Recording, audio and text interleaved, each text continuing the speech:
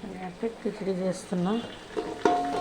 ఇది కిచిడి గుడ్డు ఉడకబెడుతున్నా. కిచిడి చేస్తున్నాను. పెసరపప్పు నానబెట్టుకున్నా. ఒకటికి 2కు గ్లాసు పెసరపప్పు వేయాలి.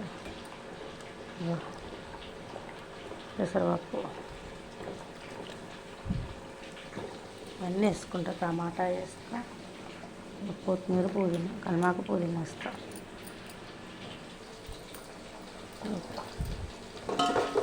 కిచిడికి